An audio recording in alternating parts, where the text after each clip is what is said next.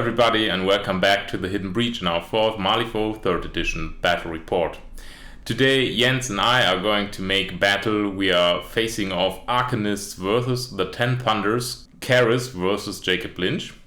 I know it's been a while since you've seen one of our battle reports posted, but we were all in bad need of a vacation. I want to take the time to say thank you a lot for all the positive and constructive feedback. We try to incorporate everything into our work, but it might be a while until you see some results, because sometimes it's not as easy as I thought it might be. So, with nothing further to say, we are going into scenario and crew selection. Scenario for today's game, we are playing flank deployment. Our strategy is break the line. And for our schemes today, we have Vendetta, claim jump, let them bleed, outflank, and spread them out. And here you have a short overview of today's scenario. Crewselection attacker first.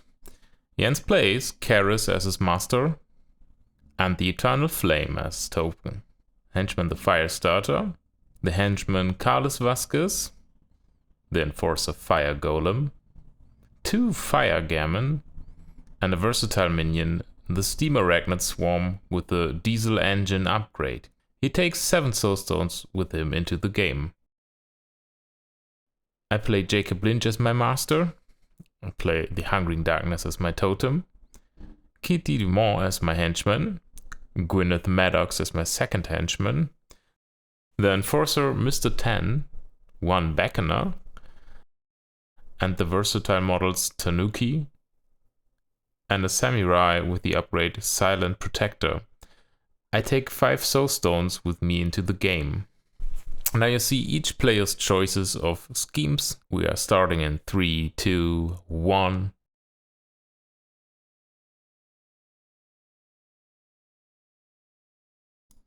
So for today's terrain, we have different sized houses.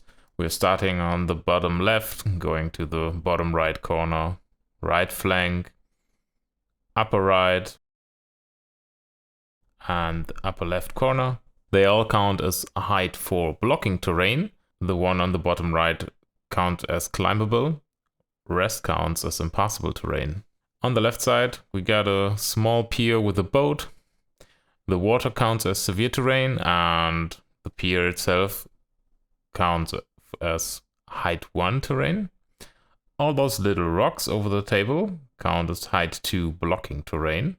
The walls that are strewn over the table on the bottom right side are height 2, height 1 blocking terrain. Got 2 cellars there, and those are severe terrain. We got 1 huge wire fence, which we are playing as hazardous terrain, damage 1, injured +1. I got 2 containers, which are height 2 blocking climbable terrain. Got 2 pieces of fog, which are concealing dense terrain. Those little piles of boxes are height 2 blocking indestructible terrain. Got a little fast food restaurant side on the left side. Both shacks count as height 2 blocking climbable terrain, and the rest is height 1 blocking destructible terrain. Then on the upper right side, we got this little bridge from one of the houses with the stairs up front and on the side. The bridge is height 3 and is played as a bridge as described in the core rulebook of Malifaux, and the stairs are stairs. Everything else not mentioned up until now is as usual height 1 blocking destructible scatter terrain. Deployment of the strategy markers. Got 1 in the upper right corner, 1 in front of the wire fence. The next one is between the pile of boxes, and 1 is placed on the pier. Deployment phase, Jens gave me the bottom right corner and took the upper left corner, and he deployed the first half of his crew, which are Kaeris and the Firestarter behind the little shacks, Carlos and the Eternal Flame. So we both are fully deployed now. I've deployed the Hungering Darkness, and the line in front from Gwyneth Maddox, the Tanuki, Jacob Lynch, the Samurai, and Mr. 10. The Beckoner is down on the left side of my deployment, and at the extreme bottom left of my deployment zone we got Kitty Dumont. Jens has deployed the rest of his crew. he deployed the Fire Golem and one Fire Gammon. The other Fire Gammon is right behind it, and the Mech-Arachnid Swarm is right behind Carlos Vasquez. So I'll be seeing you in turn 1 for hand cards and initiative flip. So here are the hand cards for the Jacob Lynch crew. And here are the hand cards for the Kaeris crew. So after deployment I can dispense some Brilliance tokens due to Jacob Lynch Welcome to the Honeypot, and I think the Fire Golem and the Steam Arachnid Swarm are the best candidates for that. And the Beckoner has had contact with Kaeris last night, so Kaeris gets a Brilliance token too. Initiative flip round 1. Jens went out with 12 to 1. I don't want to cheat and he chooses to begin. He activates Kaeris and Kaeris takes a walk action, uses her on the pyre bonus action, fails with a 4. He cheats a 9 and drops pyre marker. He has the trigger to repeat it, so he repeats it, drops another pyre marker, and then Kaeris takes a double walk action. Activate Mr. 10, who rigs the deck for +2. I mix my deck. I do my bonus action, Boring Conversation. I pass with a 6 and the trigger board to Tears, and he takes a double walk action and is done. Jens goes with the Firestarter, who just takes a double walk action and ends his activation.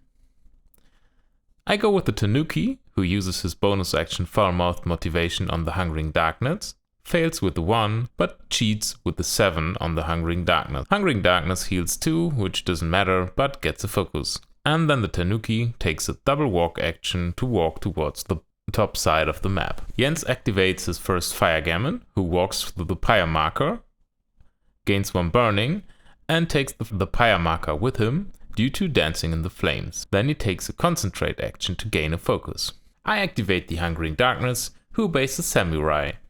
Passes with a 12, the Samurai charges to stand next to Mr. 10, and the Hungering Darkness takes a walk action.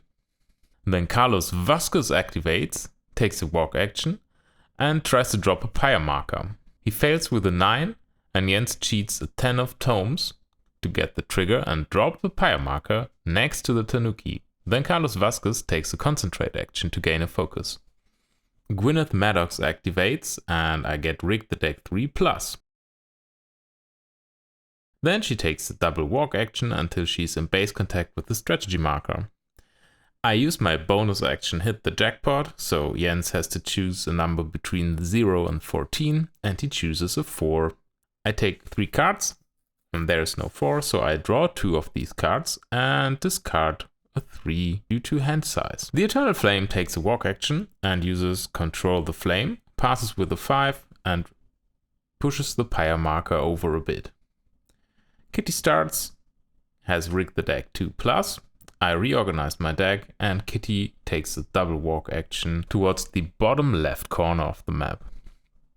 The second Fire Gammon goes, walks through the door and uses Assist to clear the Steam Arachnid Swarm, who got set on fire by Carlos when he activated. I activate Jacob Lynch, who has Rigged the Deck 2+. I reorganize my deck. Jacob takes a double walk action, uses this rounds on me, passes with a 6. I use the inbuilt Rams trigger to heal everyone within range by 1 and give them a Brilliance token, and then he concentrates for a focus. Jens activates the Fire Golem, who uses Draw of Flame on the Gammon, passes with a 13 and places itself into base contact and takes Burning. Then he takes a walk action and concentrates for a focus. I activate my Beckoner, who has Rigged the Deck 1+, and then takes a double move action to stand next to the building. Last on Jens' side is the Steam Arachnid Swarm. He is on the move, then uses his Nimble bonus action for walk, takes another walk action, and concentrates for a focus. Last I activate the Samurai, who takes a walk action, uses his bonus action over Heightened Senses for a focus, and uses that focus to use his Gatling gun on the Fire Golem. 5+ versus defense, we end up 14-16. I cheat to an 18. Jens also cheats to an 18, so I get a negative flip nonetheless, and the negative flip does a weak damage of 2, and Jens reduces his burning condition by 1, so the Fire Golem takes 1 damage. Okay, summary turn 1. The Honeypot crew has dispersed a bit more than usual.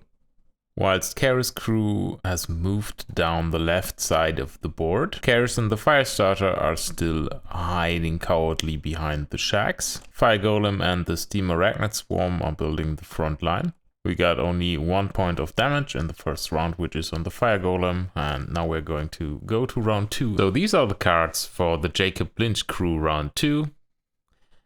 And here you see the cards for the Kaeris crew round 2. Initiative flip round 2. We end up with 7-5 in Jens' favor, and he decides to start. He starts off with Carlos, who does his bonus action Dance of Flames, passes with the 3 of Tomes, and moves 5 inches. Then he attacks Gwyneth Maddox with Breath of Fire. He fails with a 9-18, and he doesn't cheat. Then he repeats the attack with 19-16, which results in a negative flip and a moderate damage of 3 and burning +1. Then I activate the Samurai, who concentrates with his bonus action and uses that focus to shoot the Fire Golem. I get a double positive flip, and we end up 13-11. Jens cheats to 13-16, and I cheat to 18-16. The straight flip I get results in weak damage, but I cheat in the red Joker to score 7 damage. Jens reduces the burning condition by 2 and gets 5 damage. Then the Samurai declares a walk action, and at the end of his activation, I declare Vendetta as my first scheme on the Fire Golem to score a point. The Fire Golem reacts, takes a walk action, and charges the Samurai. Gains burning +2 on the way. He attacks with his Flaming Fist and uses his focus. We end up at 10-10, and I cheat for 10-12. Jens cheats for an 18-12, and the plus whip with double Tomes trigger for Blaze does a moderate damage of 4. It becomes 2 because of the armor of the Samurai, and the Samurai gets burning +2. Note that at this point we forgot the aura effects of both Tannen and Jacob. I activate Jacob Lynch, who rigs the deck to plus. I reorganize my Fate deck a bit, and then I will shake the Golem friendly by the hand. I fail with 16-17, and I just repeat the action, which goes to 19-9. The Golem gets 2 Brilliance tokens. We reveal the top card of our Fate deck, and I reveal the Black Joker, so he doesn't get any damage. Then I use my bonus action to get rid of the Black Joker and repeat the friendly handshake on the Golem. We end up at 13-13, no one cheats, and we reveal 2 and 5, so the Golem just gets 2 more Brilliance tokens, so he has now 5 Brilliance tokens. Kaeris activates and uses Run and Gun to shoot at Kitty. We end up at 11-8 because of cover, and I cheat for an 11 to get a double negative flip. The double negative flip anyhow does moderate damage of 3, which becomes 2 with the smaller trigger for an extra 1 damage. He repeats the action, and we scores 16-15. The negative flip with smolder trigger again does weak damage of 2 +1 for smolder is reduced by incorporeal by 1. Then he repeats the shot and fails 10-15. And then he uses the bonus action on the pyre, drops a marker next to Kitty, and repeats the bonus action because of the trigger and drops another pyre marker. Then I activate Kitty Dumont before she dies. She uses her bonus action Drawn to Brilliance to delete 1 Brilliance token from Kaeris and push 5 inches in her direction. Then I walk towards the strategy marker and interact to place the marker on Jens' table half. He reacts with the Firestarter to shoot Kitty, scores 15-10, and the negative flip does moderate damage for 3 and burning +1. Kitty gets damaged by 2 because of incorporeal and has 1 health point left. The Firestarter charges and attacks Kitty with his melee attack. We end up at 6-6, I cheat for a 7, Jens cheats for a 12, and the negative flip flips the Black Joker, so Kitty Dumont lives. He becomes reckless and takes 1 damage and attacks again. 17-17, double negative flip, weak damage, kills Kitty Dumont.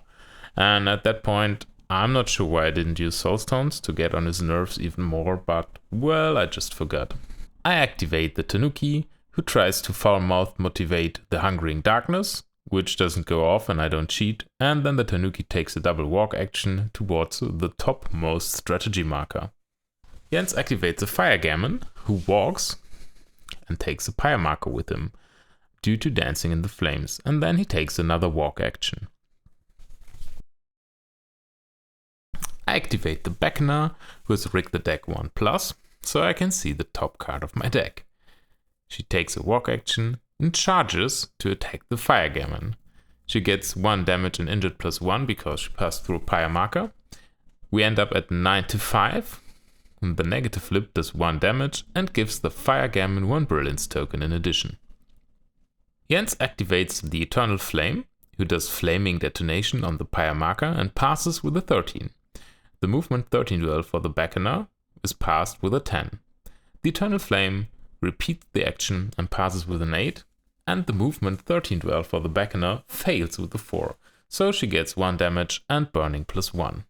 Mr. 10 activates and rigs the deck for 2+. He takes a walk action and uses his bonus action, Boring Conversation. He passes with an 8. Then he uses his Lucky Knife on the Golem and fails 3-11. The Steamer Arachnid Swarm uses On the Move and Nimble bonus to climb the container, and then he charges, gets damage 1 and injured +1. Then he uses his Metal Claws on Gwyneth Maddox. We end up at 11-9 in his favor, and he does a negative flip with a weak damage of 2. I use a Soulstone to reduce the damage by 2, so Gwyneth takes no damage. He repeats the attack with the Red Joker 19-14 and declares the Onslaught trigger. The straight flip does weak damage. Jens cheats in a 6 for moderate damage of 3, so the Steam Arachnid Swarm gets a Brilliance token due to Kitty's aura. And I stone, and stone with a 12, so I get no damage again. The Onslaught attack misses with 7-13, and Jens does not cheat. I now activate Gwyneth Maddox, who has rigged the deck 3+. Then I use Card Shark on the Steam Arachnid Swarm. I win out with a 13-2, and I get a positive flip for damage, and score a moderate of 3 damage, which becomes 2 because of armor. I repeat the attack, and I score 3-1, gets to a negative flip, which does weak damage of 2, which becomes 1 because of the armor. I use my bonus action, hit the jackpot. Jens says 13, and as there is no 13 in the 3 flipped cards, I draw 2 of them and discard 1. Then the second Fire Gammon activates and takes a double walk action. And then I activate the Hungering Darkness, who takes 1 burning and 1 injured from the pyre marker, uses his focus to attack the Steam Arachnid Swarm. We end up at 9-3, so I get a positive flip, do moderate damage of 4, which was reduced to 3 by armor. Then the Hungering Darkness interacts to place the strategy marker on Jens' table half. And then the Hungering Darkness uses his bonus action on the Steam Arachnid Swarms, takes away the Brilliance token, and the Steam Arachnid Swarm passes his Willpower duel and doesn't get slow. Summary turn 2. Here you have an overview over our board. On the left side we have Kaeris and the Firestarter sitting with the strategy marker on their side sadly, but they managed to finally finish off Kitty Dumont. In the middle you see the Fire Golem in melee with Jacob Lynch, the Samurai and Mr. 10. He has a rather interesting melee with the Fire Gammon and the Beckoner, whatever those two are doing. One Fire Gammon and the Eternal Flame are lagging behind somewhat, and the Steam Arachnid Swarm is in battle with Gwyneth Maddox and the Hungering Darkness. The Tanuki is rather happy with the strategy marker on the upper right corner of the board, and Carlos is dancing around on the upper side of the map. Damage-wise, Gwyneth and the Samurai both have 6 health points left. The Fire Golem, the Fire Gammon and the Beckoner each have 3 health points left.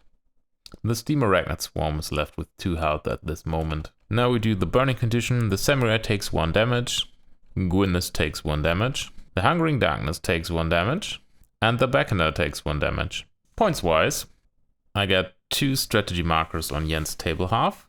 He has no strategy markers on my table half, so I score for the strategy and he does not. I already declared Vendetta. My second scheme is Let Them Bleed, which I can declare as the Fire Golem and the Steam Arachnid Swarm are below half health. Jens does not want to declare any schemes at the moment. We go into round 3 with a score of 3-0 for the 10 Thunders. So here are the hand cards round 3 for the Jacob Lynch crew, and here you see the hand cards round 3 for the Kaeris crew. Initiative flip round 3. Jens wins out with 11-1. I cheat in a 12 just for fun, and Jens cheats 13, so it seems like he wants to begin. He activates the Fire Golem, and due to Fiery Presence, everyone within 2 inches gains Burning +1. Then he uses his Flaming Fist on the Samurai and wins out with 19-5. He declares the Blaze trigger. I cheat up to a 14 for a negative flip, and he does weak damage for 3 damage and Burning +2. Damage goes down to 1 because of armor. He repeats it, end up at 7-14. Jens cheats for an 18 and gets 1 damage to the Lynch aura, also must discard a card due to Mr. 10's aura, up to an 18 with Blaze Trigger. The negative flip again does weak damage and Burning +2 and gets reduced to 1 damage because of armor. Then he tries to use his bonus action Draw to the Flame on Mr. 10, but he fails with the 3. Activate Gwyneth Maddox, who uses Rig the Deck 3+. I reorganize my Fate deck somehow, and then I use Card Shark onto the Steam Arachnid Swarm. We end up at 18-10.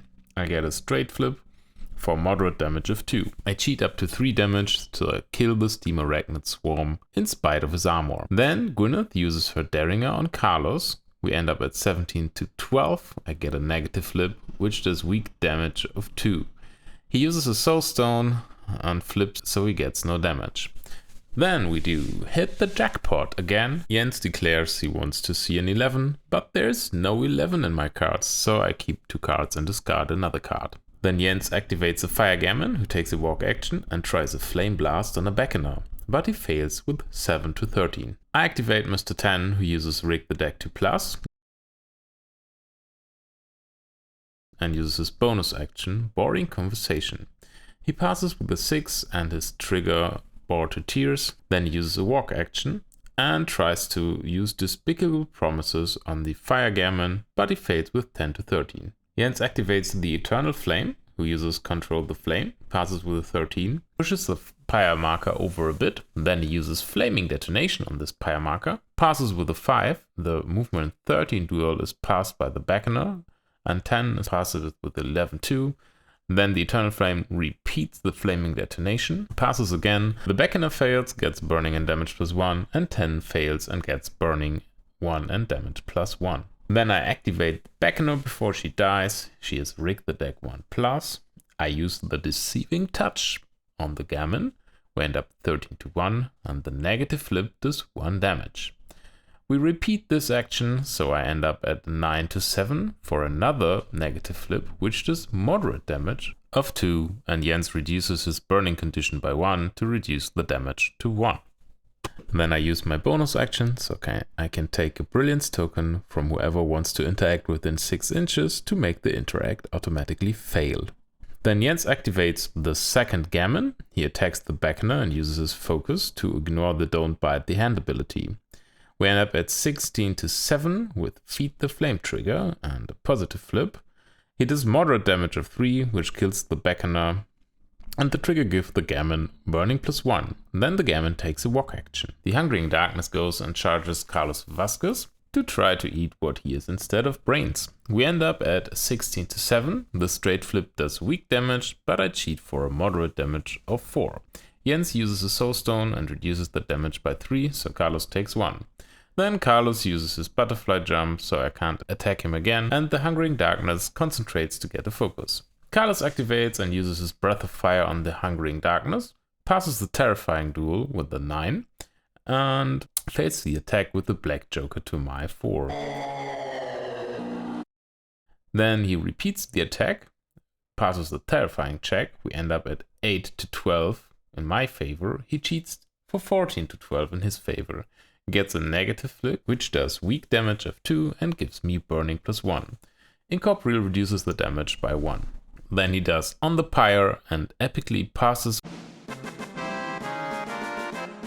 with the red joker, dropping a pyre marker. I activate Jacob Lynch, who has rigged the deck to plus. He uses this rounds on me and passes with the 5. The fire golem fails his willpower 14 duel to get another brilliance token. I use the inner glow trigger to give all my chumps healing +1 and another brilliance token too. Then I use Succumb to Darkness on the golem, path with 16 to 8. Jens cannot cheat because he has no cards left and would have to discard a card to cheat. The golem takes 5 damage because he has 6 brilliance tokens at this point, and this kills the golem. So I can summon a honeypot minion with cost of less than the golem into play, and I summon an illuminated. Jens gets a pass token. Jacob takes a walk action, which gives him burning and injured +1, and uses his focus to shoot the gammon.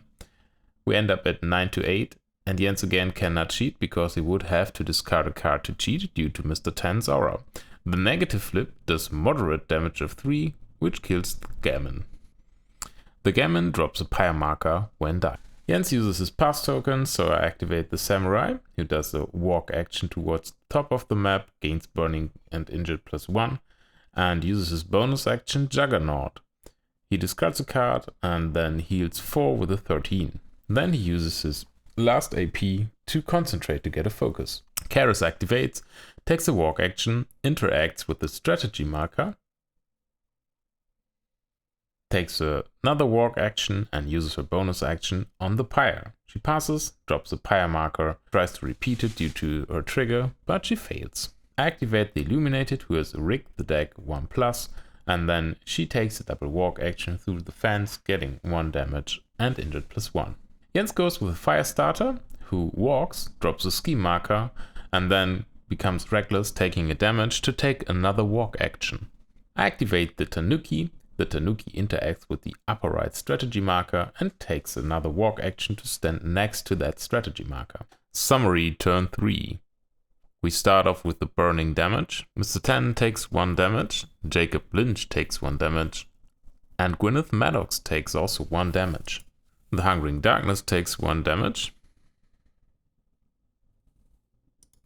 In spite of burning +7 and 3 damage due to burning, the samurai only takes 1 point of damage because of armor +2.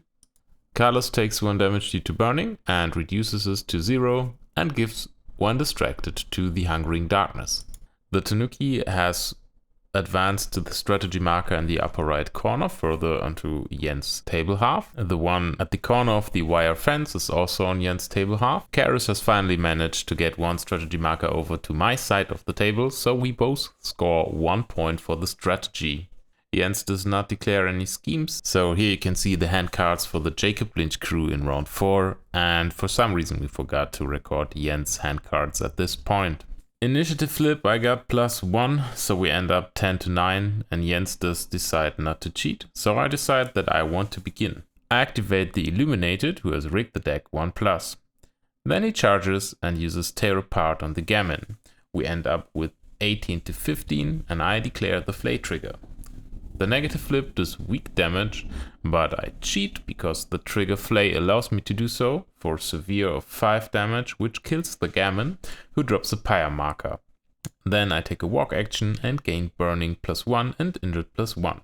So, and at this point, we decided to shorten this battle report somewhat because A, Jens' motivation was somewhat down because he couldn't see how to turn this game around anymore. B, it was hot as hell and our health was deteriorating fast. So what you'll now be getting is a short summary of what happened during turn 4, and then we just talk through turn 5. Jens activated Carlos, who shot the Hungering Darkness and gave her burning +1.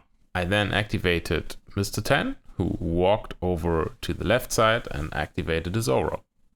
The Firestarter walked, dropped the scheme marker, and got reckless to walk again. Gwyneth Maddox took a walk action to the strategy marker and interacted to place it towards the top of the map. Kaeris went over and shot 10 3 times to kill him. The Hungering Darkness interacted with the strategy marker, charged onto the container to attack Carlos for 4 damage, but he used the Soulstone for -1 damage, took 3 damage, used Butterfly Jump to jump towards the top of the map. The Eternal Flame completely failed both attacks on the Illuminated. And then I had only the Tanuki and the Samurai left. The Tanuki interacted twice with the strategy marker on the top right of the map, and the Samurai just healed with Juggernaut and took a walk action. So it was the end of turn 4. I got 3 strategy markers on Jens' table half, because somewhere in there Jacob Lynch pushed the one next to the tower on Jens' table half. So the score was 5-1 for the 10 Thunders. We have talked through round 5. Jens would have been able to spread them out with the Firestarter and Kaeris, and I wouldn't have been able to hinder him. I would have scored Let Them Bleed, because everyone but Kaeris was damaged of his surviving models, so I would score the second point, and I would have scored the Vendetta on the Samurai, because there was nearly no way how he could kill the Samurai without jeopardizing his spread them out scheme. I think that I would have gotten the 4th strategy point in round 5, because both of the top right markers had been moved 3 times at this point. He probably would have been able to prevent this with Carlos, but I'm not so sure.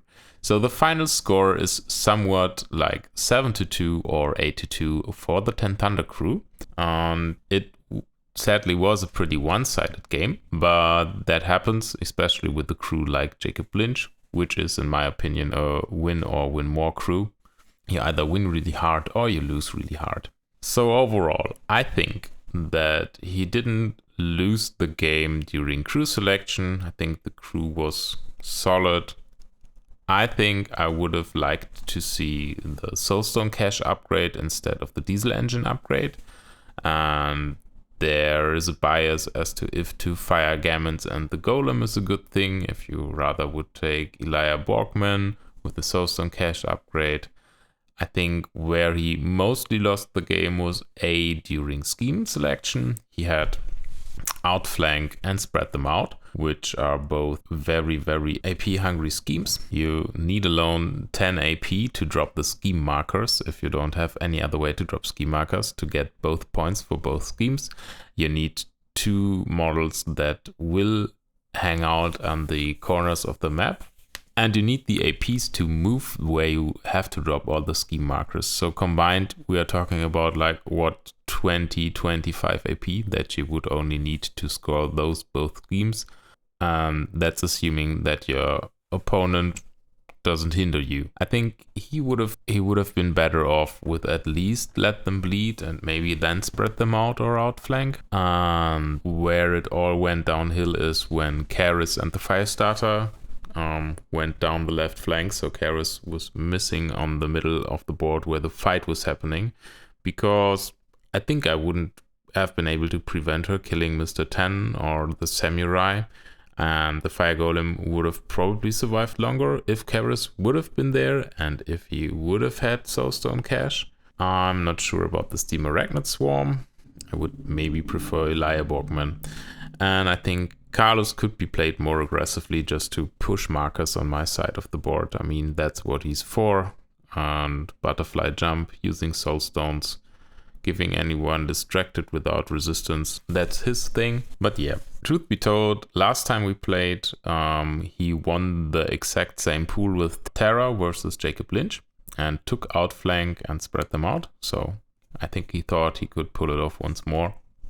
And seriously, another reason that he couldn't get a foot on the ground in this game was that he had really, really rotten luck. He nearly won no duel. I mean, his hand cards were okay, but what we flipped from the deck was really in my favor most of the time, like 80 or 90%. So it was nevertheless fun, and Jens will be appearing on the channel soon with another crew fighting another person. And I say thank you for watching, and I'll see you next time around on the Hidden Breach.